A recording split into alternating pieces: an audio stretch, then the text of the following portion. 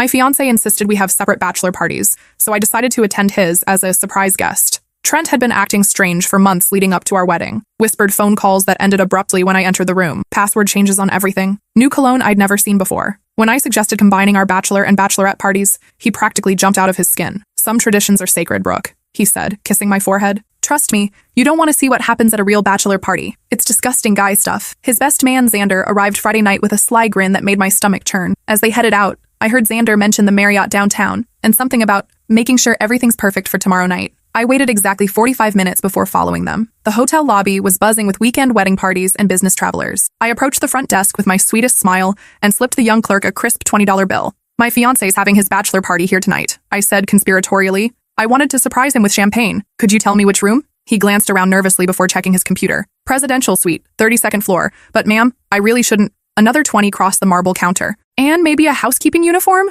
I want this to be really special. 10 minutes later, I rode the elevator up 32 floors dressed as hotel staff, my heart hammering against my ribs. The hallway was eerily quiet except for muffled music and masculine laughter coming from the suite at the end. I stood outside the door for a full minute, gathering courage. Finally, I knocked. Room service, I called in my best fake accent. Xander opened the door, clearly several drinks in. When his eyes focused on my face, all the color drained from his cheeks. Holy shit, he whispered, stumbling backward. I pushed past him into the opulent suite before he could stop me. What I saw made my entire world tilt sideways. No strippers gyrating around poles, no poker table covered in cards and cash, no drunk groomsmen doing shots. Instead, Trent sat on the leather sectional with his arm around a stunning redhead I'd never seen in my life. She was wearing an emerald cocktail dress that probably cost more than my car payment, and a massive diamond engagement ring that caught the overhead lights like a disco ball. Surprise, I said, my voice deadly calm despite the earthquake happening inside my chest. The suite fell completely silent except for the soft jazz playing from hidden speakers. Trent's face went through about 17 different emotions before settling on pure terror. Brooke, what the hell are you doing here?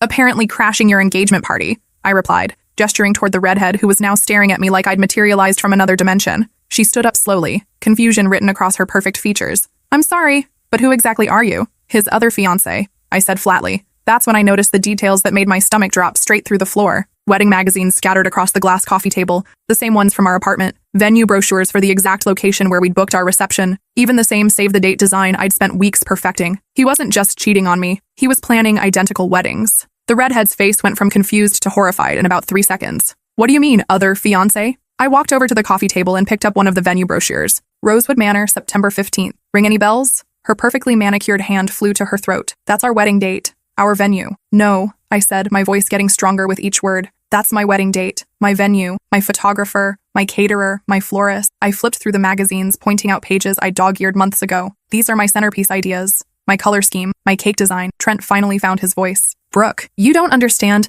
Oh, I understand perfectly. I turned to face him, and something cold and sharp settled in my chest. You're a lying, cheating piece of shit who's been planning to marry 2 women on the same day. The redhead sank back onto the couch like her legs had given out. I'm going to be sick. What's your name, honey? I asked gently. Vivian, she whispered. Of course it was. Trent always had a thing for sophisticated names. I'd always wondered if he'd picked me because Brooke sounded more exotic than my real name, Bailey. How long have you been engaged, Vivian? 8 months, she said, staring at her ring like it had turned into a snake. I've been engaged for 10 months, I said, which means he proposed to you while he was already engaged to me. Xander had retreated to the far corner of the room, probably calculating how to escape this nuclear disaster. The other groomsmen, I recognized them now as Trent's work buddies, were frozen like deer in headlights. This is insane, Vivian said, standing up abruptly. Trent, tell her she's lying. Tell her this is some kind of misunderstanding. Trent opened his mouth, closed it, then opened it again. No sound came out. He can't, I said, pulling out my phone, because I have proof. I scrolled to our engagement photos and held the screen toward Vivian. Same pose, same photographer, same location. Want to see the receipts for the deposits? She grabbed the phone with shaking hands, swiping through image after image of Trent and me looking blissfully happy. When she reached the photos from last week, us taste testing the exact same wedding cake she'd probably sampled, she dropped the phone like it was on fire. You son of a bitch, she whispered, her voice deadly quiet. Trent finally stood up, his hands raised like he was surrendering. I can explain everything. Please do, I said, settling into the armchair across from him. This should be fascinating. He ran his hands through his hair, the same gesture he used when his computer crashed at work. It wasn't supposed to happen like this. What wasn't supposed to happen like this? Vivian demanded. The part where you proposed to another woman while you were engaged to me? I proposed to Brooke first, he said quietly. Something twisted in my stomach. Oh, great. Thanks for clarifying that I was the original victim. That's not what I meant. He was sweating now, dark patches appearing under his arms. I love you both. The silence that followed could have been cut with a knife. You love us both, I repeated slowly, So your solution was to marry us both on the same day at the same venue with identical weddings? I was going to figure it out, he said desperately. I just needed more time. Vivian laughed, but there was no humor in it. Figure it out? What were you planning to do, flip a coin? I stood up and walked to the window,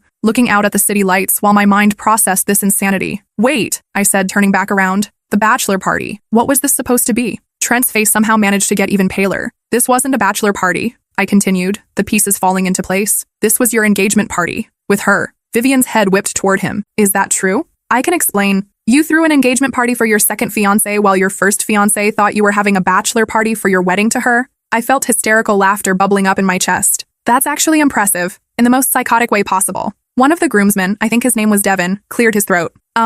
Maybe we should leave? Nobody moves, I said sharply. I want witnesses for this train wreck. Vivian was pacing now, her designer heels clicking against the hardwood floor. How many people know? What do you mean? Trent asked. How many people know you're engaged to both of us? She demanded. Your family? Your friends? Your co-workers? The look on his face was answer enough. They all know, I said, feeling nauseous. Don't they? They all know about both of us. Xander shifted uncomfortably. Look, it's not like that. Shut up, Vivian snapped. I want to hear it from him. Trent collapsed back onto the couch, his head in his hands. My parents know about both of you. My brother. Some of my friends. And they were just okay with this? I asked incredulously. They thought I'd figure it out before it got this far. Got this far? Vivian's voice pitched higher. We're getting married in 2 weeks. I know! He exploded, finally showing some emotion. I know it's fucked up, okay? I know it's insane, but I couldn't choose. You couldn't choose, I repeated flatly. So instead of breaking up with one of us like a normal human being, you decided to plan 2 identical weddings and see what happened? I was hoping one of you would call it off, he admitted quietly. The room went dead silent again. One of us would call it off, Vivian said slowly. You were hoping one of your fiancés would break up with you so you wouldn't have to make a decision?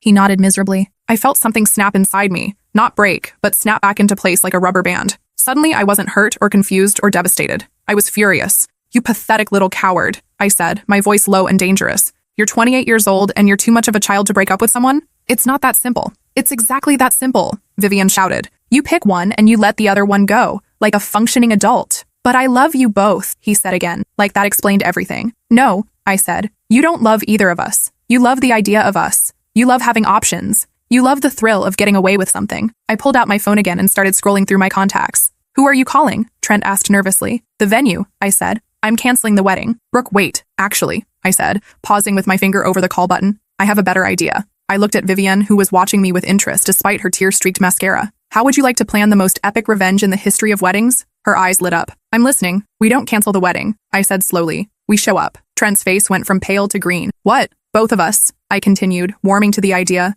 In wedding dresses. At the same ceremony. In front of all our friends and family. Vivian's smile was sharp enough to cut glass. And let everyone see exactly what kind of man you really are. You can't be serious, Trent stammered. Dead serious, I said. We're going to give your wedding guests a show they'll never forget. That's insane, he said. Not as insane as planning to marry 2 women on the same day, Vivian pointed out. I looked around the room at his shocked groomsmen. Anyone want to back out of being in this wedding? They all looked at each other, then at Trent. Then back at me. Devin spoke first. Actually, I think I need to be somewhere else that weekend. One by one, they all started making excuses and edging toward the door. Within 5 minutes, the presidential suite was empty except for Trent, Vivian, and me. This is crazy, Trent said. You're both crazy. We're not crazy, I said. We're creative. There's a difference. Vivian was already pulling out her phone. I need to call my maid of honor. She's going to lose her mind when I tell her about this. Wait, I said. Before we start making calls, we need to plan this properly. Over the next hour, while Trent sat in stunned silence, Vivian and I worked out the details of what we dubbed Operation Bigamy Bust. The plan was diabolical in its simplicity. Both of us would show up at Rosewood Manor on September 15th in full wedding regalia.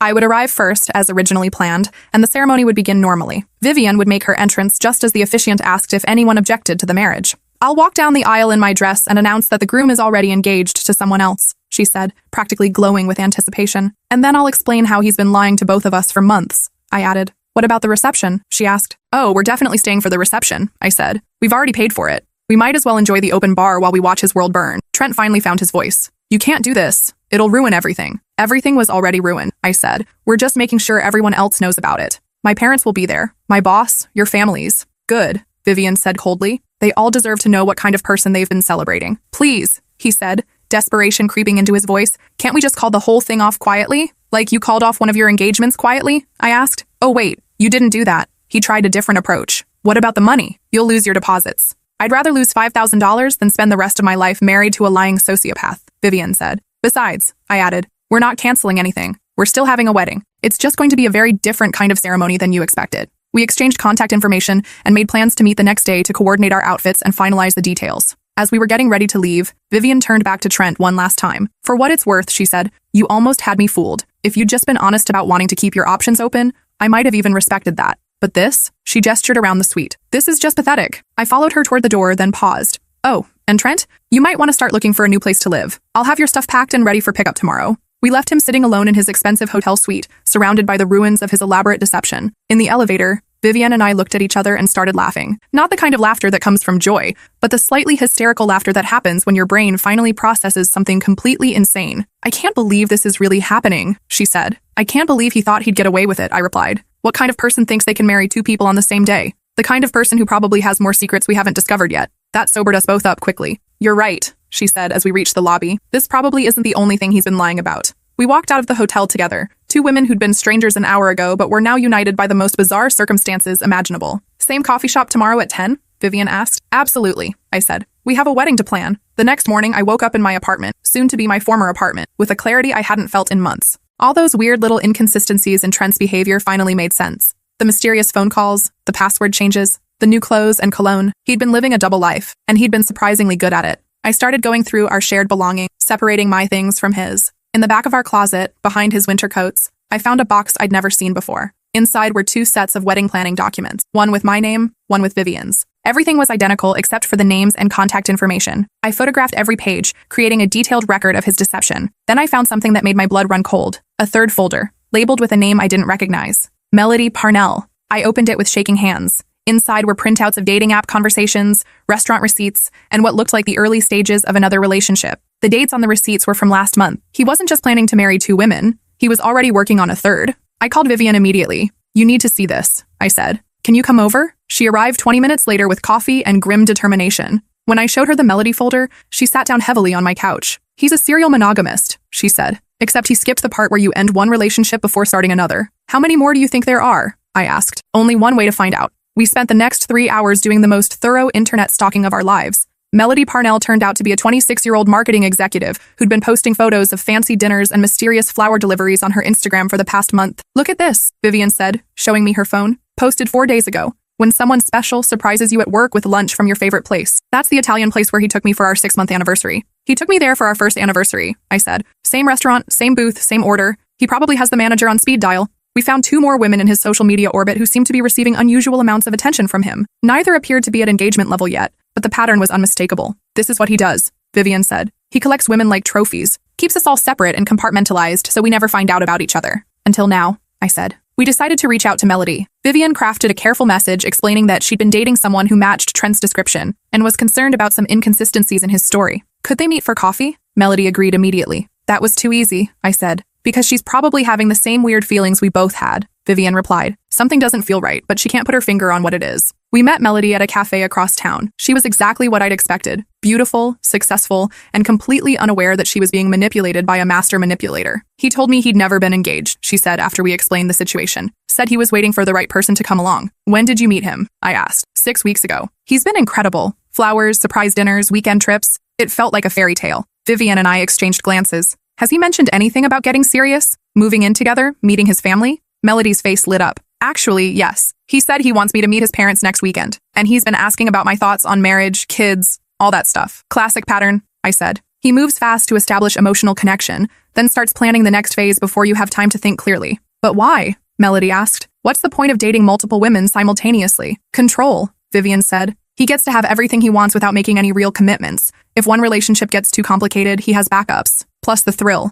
I added. Some people get addicted to the rush of keeping secrets and almost getting caught. We showed Melody the evidence we'd compiled. The duplicate wedding plans, the photos, the receipts from dates he'd taken all of us to the same places. Her face went from confused to angry to disgusted. I'm going to be sick, she said. Join the club, Vivian said. But we're not just getting mad. We're getting even. We brought Melody up to speed on Operation Bigamy Bust. Her eyes widened as we explained our plan for the wedding day confrontation. That's brilliant, she said. But what about after? He'll just move on to the next victim. Not if we make sure everyone knows what he did, I said. His friends, his family, his coworkers, his gym buddies. By the time we're done, he'll be radioactive in this town. I want to help, Melody said. What can I do? We spent the next hour expanding our plan. Melody would continue her relationship with Trent as if nothing had changed. gathering more evidence of his deception. She'd also reach out to the other women we'd identified to see if they were involved with him too. This feels like a military operation, Vivian said. Good, I replied, because we're going to war. That evening, I had dinner with my parents to give them a heads up about what was going to happen at the wedding. I couldn't tell them everything. They'd try to talk me out of it,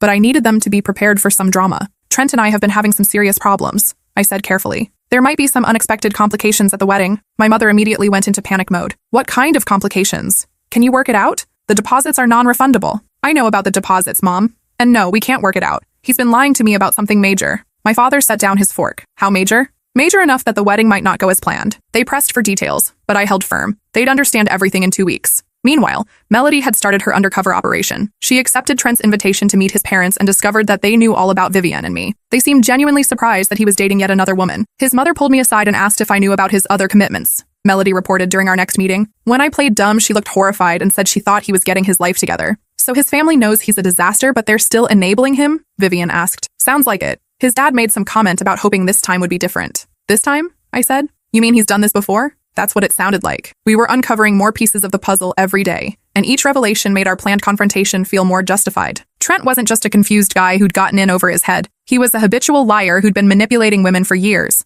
The other 2 women we'd identified turned out to be early-stage targets. One had only been on 2 dates with him. The other had been seeing him for 3 weeks but hadn't met his friends or family yet. We warned them both, and they immediately cut off contact. 5 women, Vivian said during one of our planning sessions. 5 women he was actively pursuing at the same time. That we know about, I corrected. There could be more. As the wedding date approached, Trent became increasingly desperate. He called and texted constantly, begging me to reconsider, promising he could change, insisting that what we had was special and real. I didn't respond to any of it. He showed up at my office, at my gym, at my favorite coffee shop. Each time I walked away without speaking to him. His increasingly erratic behavior just confirmed that we were doing the right thing. 3 days before the wedding, he somehow got hold of Vivian's phone number and called her. He's completely lost it, she told me afterward. He was crying, saying he'd made terrible mistakes but that he really did love both of us. He wanted to know if there was any way we could work something out. Work something out? Like what, a polygamous arrangement? That's actually what he suggested. We both started laughing, the same slightly hysterical laughter we'd shared in the hotel elevator. The man who was too cowardly to break up with one girlfriend now thinks we'll agree to share him permanently, I said.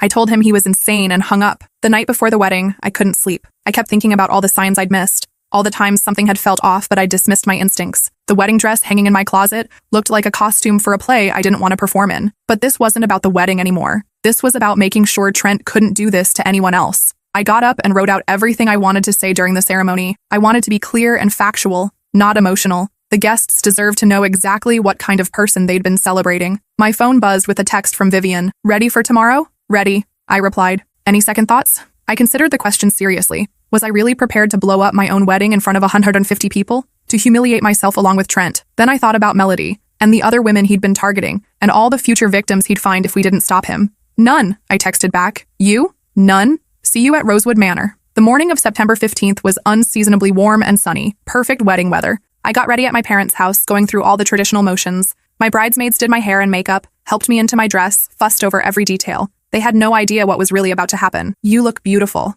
my maid of honor said, tearing up. Trent is so lucky. If only she knew. The limousine ride to the venue felt surreal. My bridesmaids chattered excitedly about the ceremony and reception, while I sat quietly, mentally rehearsing my speech. Rosewood Manor looked exactly like I dreamed it would. The gardens were perfect. The decorations were elegant. And the weather was cooperating beautifully. Under different circumstances, it really would have been the perfect wedding. I checked my phone. Vivian had texted, "In position. Are you ready?" "Ready," I replied. My father appeared at my side, looking handsome in his tuxedo and slightly emotional. "Are you nervous, sweetheart?" "No," I said honestly. "I'm exactly where I need to be." The music started, and my bridesmaids began their procession down the aisle. Through the venue's French doors, I could see the guests rising to their feet. Everyone looked happy and expectant. In a few minutes, they'd be shocked beyond belief. "Your turn," the wedding coordinator said with a bright smile. I took my father's arm and stepped into the doorway. The view down the aisle was breathtaking. Flowers everywhere, candles flickering, familiar faces beaming at me from both sides. And there was Trent, standing at the altar in his perfectly tailored tuxedo, looking pale, but determined.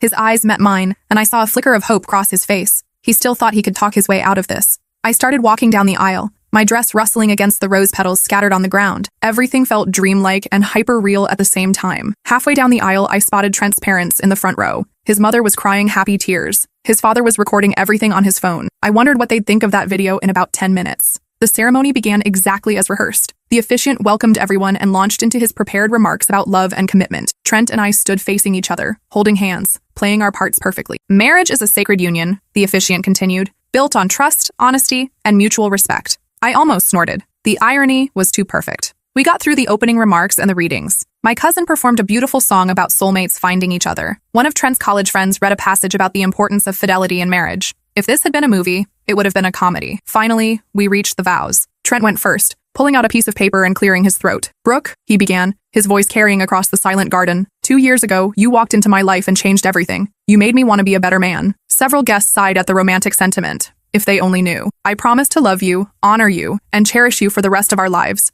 I promise to be faithful to you and only you, to support your dreams and share your burdens." The word faithful hung in the air like a poison cloud. "I promise to choose you every day, to put our relationship first, and to never take your trust for granted." He folded the paper and looked at me with what appeared to be genuine emotion. For a split second, I almost felt sorry for him. Then I remembered the folder with Melody's name on it. "Brooke," the officiant said, "your vows?" I pulled out my own piece of paper. Not the romantic vows I'd originally written, but the speech I'd prepared the night before. "Trent," I began, my voice steady and clear. "2 years ago, you walked into my life and lied to me about everything." A ripple of confusion went through the crowd. Trent's face went white. "You lied about your past relationships. You lied about your intentions. You lied about wanting a future with me." The whispers were getting louder now. I could see people leaning forward, straining to understand what was happening. "Most importantly, you lied when you told me I was the only woman you'd ever proposed to." Trent made a strangled sound and reached for my arm. I stepped back, because the truth is, you proposed to another woman while you were engaged to me, and then you planned identical weddings for both of us on the same day. The gasps from the crowd were audible now. Trent's mother had gone pale. My own parents looked like they'd been struck by lightning. "So no, Trent,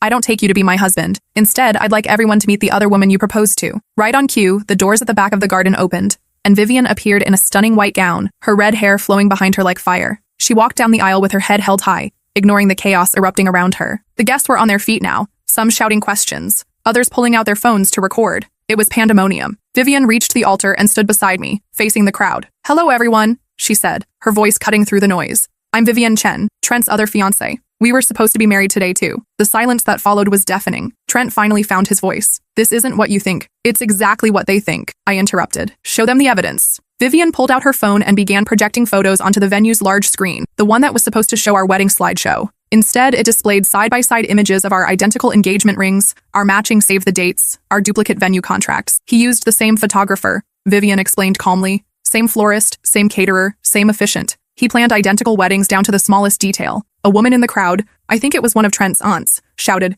"This is impossible." "It's completely possible," I said, "because he's been doing this for years. Show them the rest." Vivian switched to a new set of photos. The dating app conversations with Melody and the other women, the receipts from dates he'd taken multiple women to the same restaurants, the evidence of his pattern of deception. 5 women, I announced to the crowd. He was actively pursuing 5 different women while engaged to both of us. Trent's best man, Xander, had gone completely green. The other groomsmen were backing away from the altar like Trent had a contagious disease. "This is insane," someone yelled from the back. "Yes, it is," Vivian agreed. "It's insane that a grown man would think he could get away with something like this." Trent finally exploded. "You're both crazy. You're ruining everything." "We're not ruining anything," I said. "We're revealing the truth. There's a difference." The officiant, who had been standing frozen throughout this entire exchange, finally found his voice. "Perhaps we should move this discussion somewhere more private." "No," Vivian said firmly. "Everyone here deserves to know what kind of person they came to celebrate. They took time out of their lives, bought gifts, traveled here to witness what they thought was a sacred commitment. They deserve to know it was all based on lies." I looked out at the crowd and saw a mix of expressions: shock, anger, confusion,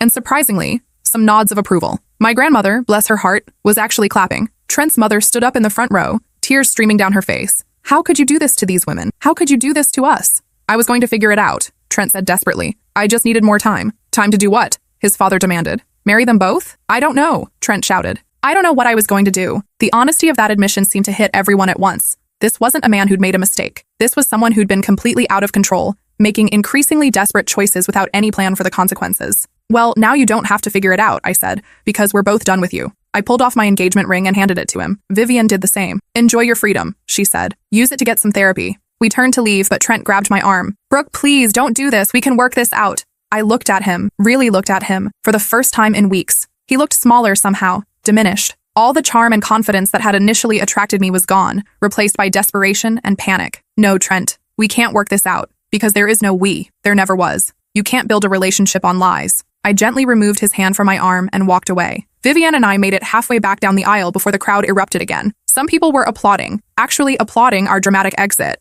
Others were demanding explanations from anyone who would listen. I spotted Melody near the back of the crowd. She gave me a small wave and a thumbs up. As we reached the garden exit, my mother intercepted us. "Brooke, honey, what just happened?" "I'll explain everything later, Mom. Right now we have a reception to attend." "A reception? But there's no wedding. There's no marriage," I corrected. "But there's still an open bar and a band, and we already paid for it." Vivian grinned. "Plus, I want to try that cake we both tasted." An hour later, the reception was in full swing. About half the guests had left, but the remaining half seemed determined to make the best of the bizarre situation. The band was playing, the bartenders were busy, and the dance floor was crowded. I changed out of my wedding dress into the reception dress I'd planned to wear later. Vivian had brought a change of clothes too, a stunning cocktail dress that made her look like a movie star. We held court at the head table, regaling anyone who'd listen with the full story of Trent's deception. The reactions ranged from horrified to impressed to thoroughly entertained. "I can't believe he thought he'd get away with it," one of my college friends said. "I can't believe he almost did," another added. My grandfather, who'd been quietly observing everything, raised his glass of whiskey. To my granddaughter and her new friend, for having the courage to choose truth over convenience. The toast was echoed around the room. Trent had disappeared shortly after our revelation. His parents had stayed for a while, apologizing profusely to anyone who'd listen, but eventually they'd left too. Most of his friends and family had followed.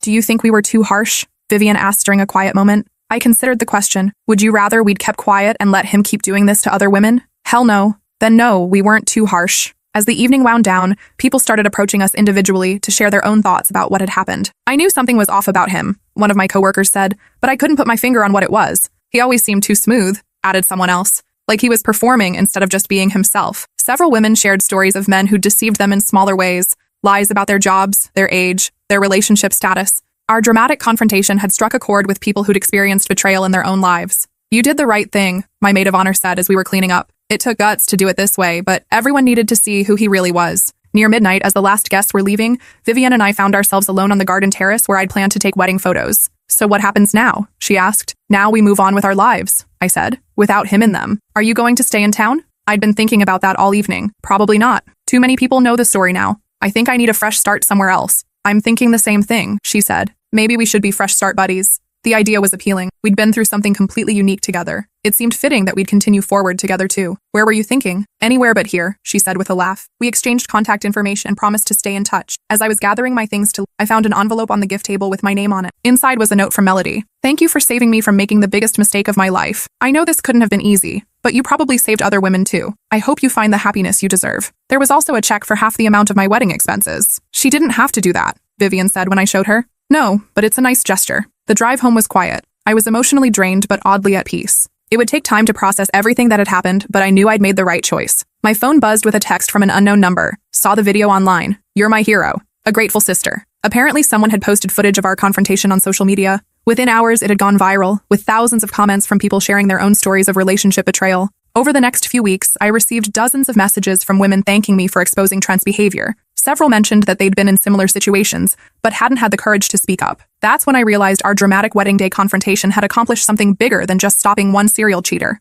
It had started a conversation about the importance of honesty in relationships and the courage required to walk away from people who don't deserve your trust. A month later, I got a job offer in Seattle. Vivian had found work in Portland, just 3 hours away. We met halfway for dinner to celebrate our new beginnings. "Any regrets?" she asked over dessert. I thought about it seriously. The public humiliation had been intense. The social media attention had been overwhelming. The financial cost of the wedding and moving across the country had been significant. But I'd also learned that I was stronger than I'd ever imagined. I discovered I could trust my instincts, stand up for myself, and choose truth over comfort. "None," I said. "You?" "None," she echoed. 6 months later, we were both settled in our new cities, building new lives far away from the chaos Trent had created. I'd heard through mutual friends that he'd left town too, though no one seemed to know where he'd gone. I hoped he'd use the experience as a wake-up call to get professional help, but mostly, I hoped I'd never have to think about him again. The last time Vivian and I talked, she mentioned that she'd started dating someone new, a divorced dad who'd been completely upfront about his past relationships and his priorities. "He actually introduced me to his ex-wife at his daughter's soccer game," she said.